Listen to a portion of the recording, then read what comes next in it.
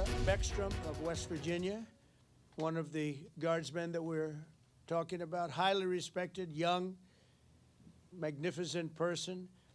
Started service in June of 2023. Outstanding in every way. She's just passed away.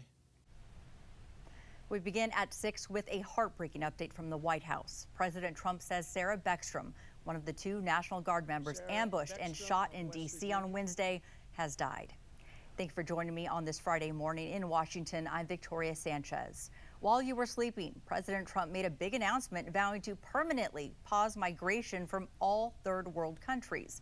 The president making the announcement on Truth Social. He didn't specify which countries are included on the list, but he did say he also wants to end all federal benefits and subsidies to non-citizens. Meantime, new video this morning shows police and military vehicles escorting the body of Sarah Beckstrom from MedStar Washington Hospital to the coroner's office. The procession happened late last night, and we're learning Secretary of Defense Pete Hegseth attended. Now, that is where we find reporter John Gonzalez this morning with more on the victims and the investigation. Good morning, John. What update can you give us? Victoria, good morning. Yeah, it really was the president who broke the news on Thanksgiving in his first public remarks since this shooting happened on Wednesday outside of the Farragut West Metro Station downtown. He announced, as you heard there, that 20-year-old Sarah Beckstrom has died. She was being treated here at Washington Hospital Center, underwent surgery on Wednesday, and just terrible news this morning. Investigators call this an unprovoked ambush-style attack. Both soldiers did undergo surgery here at the hospital. Prosecutors say the 2 West Virginia National Guard troops were shot in the head less than a day after being sworn in under President Trump's security order for D.C. Beckstrom had been listed in critical condition, but just a day ago, her father saying she had a mortal wound. U.S. Attorney General Pam Bondi saying she will seek the death penalty in this case. The other soldier, 24-year-old Andrew Wolfe, is still fighting for his life here at Washington Hospital Center. A former Musselman High School student at Berkeley, West Virginia, remains hospitalized in critical condition.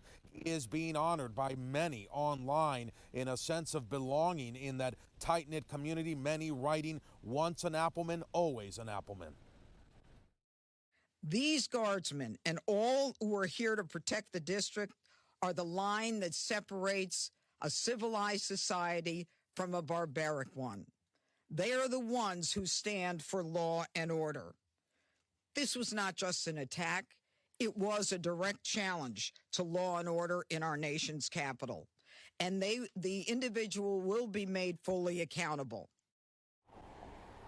Now, with Beckstrom's death, prosecutors this morning now warn that charges could be upgraded to first-degree murder. Families remain here at the hospital, and we are expecting more updates on Wolfe later today. Now, coming up later this hour, more on this investigation and the story behind the suspect, an investigation authorities are now calling a coast-to-coast investigation.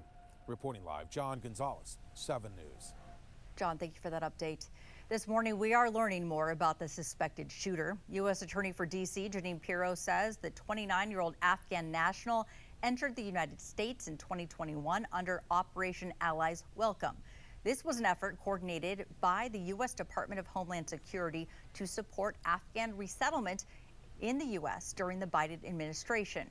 Pirro says the suspect lives in Washington state and that he traveled all the way to D.C. to ambush the 2 guardsmen. We will not stop until we interview anyone and everyone associated with the subject, the house, and every piece of his life. FBI Director Kash Patel says search warrants were executed at the suspect's home and in San Diego, where he has ties. The gun that was used in the shooting is now at the FBI lab in Quantico. Meantime, President Trump has ordered a nationwide review of green cards held by immigrants from what his administration calls countries of concern. 19 countries are included on that list, including Afghanistan, Iran, and Venezuela. In the meantime, the president ordered 500 additional National Guard troops to be deployed to D.C. The new surge of troops lands in the city already in the middle of a legal battle. Just a few days ago, a federal judge ruled the administration's deployment of more than 2,000 Guard members to D.C. was illegal, but the orders are paused for 21 days. Meantime, those forces and now hundreds more can remain on the streets of the district.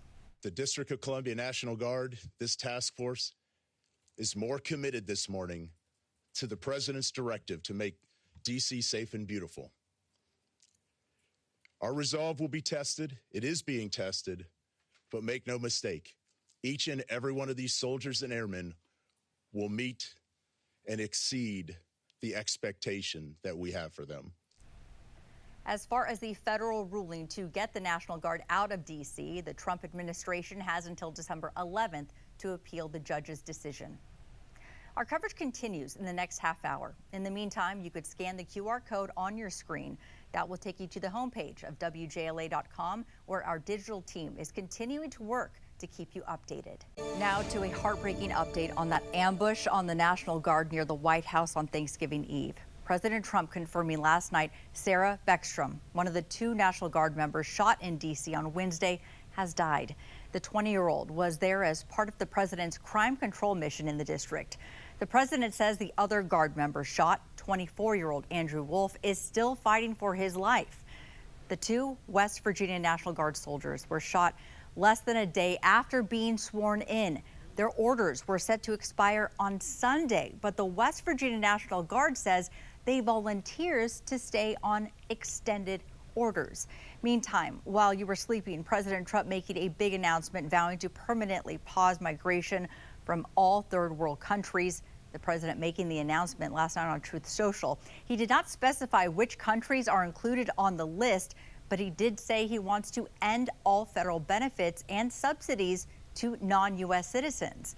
We're also learning the suspected shooter is now facing serious federal charges, and the case is quickly expanded coast to coast. Reporter John Gonzalez is live in D.C. with what we know about the gunman and his ties to the government. John, thank you for joining us this morning. Yeah, Victoria, good morning to you. And we can tell you that, as you can imagine, federal authorities this morning are combing through every piece of evidence, taking a close look at each tip connected to this alleged gunman, this 29-year-old Afghan national. We know that he entered the U.S. in 2021 under the Operation Allies Welcome program. He previously worked with the U.S. government and CIA in Afghanistan. Investigators say Lakanwal drove from Washington State to D.C. before allegedly opening fire outside of the Farragut West Metro Station on Wednesday. Now, at his home, agents seized electronics now being analyzed. He allegedly used a .357 Smith & Wesson revolver already sent to Quantico for testing. He faces multiple federal charges, including 3 counts. Armed, 1 charge carrying up to 15 years. But of course, the update now, a possible charge of first-degree murder. Pam Bondi saying she will seek the death penalty. FBI Director Kash Patel says the alleged gunman had a relationship in Afghanistan with partner forces. We are fully investigating that aspect of his background as well, to include any known associates that are either overseas or here in the United States of America. That is what a broad-based international terrorism investigation looks like. And of course, this shooting has now led to the deployment of 500 more National Guard troops to the nation's capital. Right now, the motive remains unknown, but investigators say they are moving very quickly. Reporting live, John Gonzalez, 7 News. John, thank you. 7 News spoke with West Virginia's governor just a few hours after learning one of his National Guard members had passed away. Take a listen. A lot of people don't realize that, but she volunteered to be in the district, and here we are on Thanksgiving, and we're talking about this heinous act that deprived her of her life. So I would say that a lot of the people are very angry. A lot of people ask the questions, why? Why? This was a kid that really, the unit, her colleagues, they loved her. I mean, they really did. And so it just is very deeply disturbing to a lot of people in West Virginia. And in West Virginia, a new video here of a vigil held last night for the 2 National Guard members. The community gathered at the memorial wall in front of the Webster Springs Courthouse. creating a place to come together and thank both members for their service and to pray for their families. The community is referring to Beckstrom as a hometown hero. Another vigil will take place tonight and Saturday night. 7 News will continue to follow this case as it unfolds. In the meantime, take out your phone. You could scan the QR code on your screen. That will take you to our homepage where our digital team is working hard to keep you up to date.